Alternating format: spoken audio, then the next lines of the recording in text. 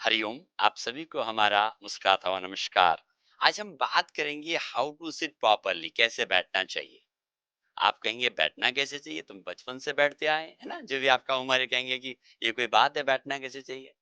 हम मोस्टली किस प्रकार से बैठते हैं, आपने देखा होगा, जब भी हम बैठते हैं इस प्रकार से बैठते हैं। आप देख लीजिए कैसे बैठते हैं, ये ऐसे बैठते हैं, है ना। कमर हमारी नीचे जाती है, चेस्ट ऐसा होता है। तो आप देखिए क्या हुआ, मेरा पेट आगे आ गया, है ना, और छाती पीछे गया। एक्चुअली बैठना कैसा है, इस प्रकार से छाती तान के बैठना चाहिए। कहते हैं ना, गर्भ से छाती फुला हुआ रहना चाहिए। अब हम समझते हैं, जब हम सीधा नहीं बैठते तो उसका क्या साइड इफेक्ट है ना। जब आप इस प्रकार से मोस्टली हम देखते हैं कि सीधा बैठो बोलते हैं, तो हम क्या करते हैं, ऐसे हो जाते हैं और थोड़ी देर में वापस ऐसे हो जाते हैं। अब हम समझेंगे कि ऐसे बैठने से नुकसान क्या है।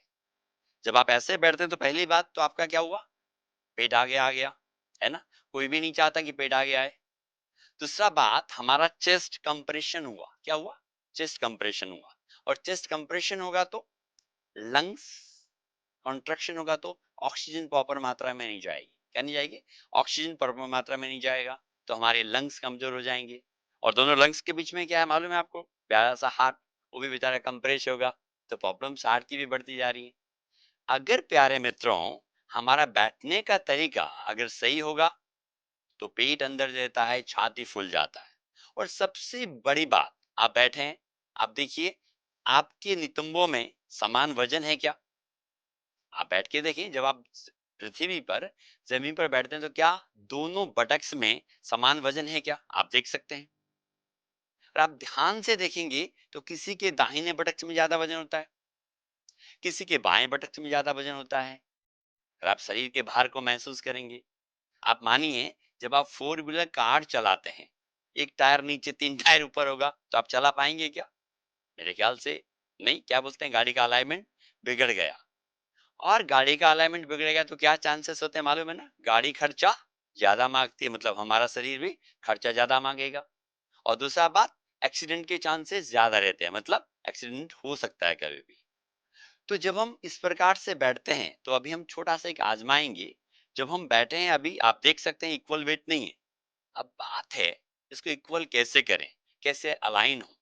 उसके लिए अगर मैं राइट बटक्स का स्किन, देखिए ये जो राइट बटक्स का उसका स्किन राइट साइड से बाहर की तरफ खींच दूंगा इस प्रकार से, और बाएं तरफ का बाएं तरफ से खींच दूंगा। और आप बैठ के देखें क्या डिफरेंस आता है, उधर इक्वल वेट होता है।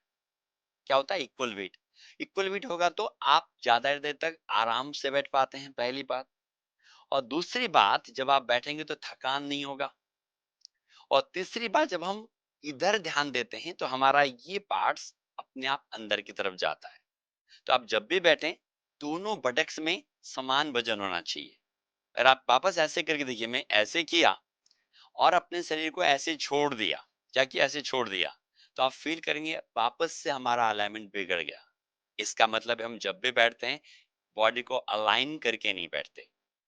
तो सिंपली, जब तक हमारा आदत में नहीं आता, जब भी आप जमीन पर बैठें, तो इसलिए आप क्या करना है, राइट बटक्स को राइट साइड से उठाना है इस प्रकार से, लेफ्ट को लेफ्ट से ऐसे उठाना है। और आप इस प्रकार से बैठेंगे तो हमारे दोनों नितंबों में समान वजन होगा। समान वजन होगा तो हम लंबे समय पर बैठ पाएंगे। और दूसरा बात, जब भी हम बैठे, हमारा पेट अंदर होना चाहिए, तब होगा जब हमारा सीना फुला हुआ रहेगा। क्या कहते हैं ना, सीना चौड़ा होना चाहिए। उसके लिए क्या करना है, रोल आवर शोल्डर्स, कंधे को ऐसा रोल किया आपने और ऐसे करके छोड़ दिया। अब देखिए क्या हुआ, छाती फूल गया। लेकिन मैं आपको ये नहीं कह रहा कि ऐसे अकड़ करके बैठो, क्या है ये है अकड़। मैं अकड़ की बात नहीं कर रहा। जब आप बैठे, बॉडी सीधा होना चाहिए और रिलैक्स होना चाहिए।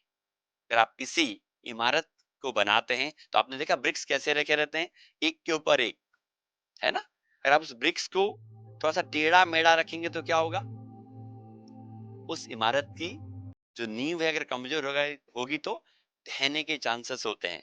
वैसे हमारा जो स्पाइन है उसको स्वस्थ रखना है, बलिष्ठ रखना है, तो हमारा सीधा बैठने का आदत होना चाहिए। तो जब भी आप बैठें, कुछ विशेष बातों का ध्यान रखिएगा। एक, दोनों बटक्स में इक्वल वेट। दूसरा बात, पेट अंदर होना चाहिए।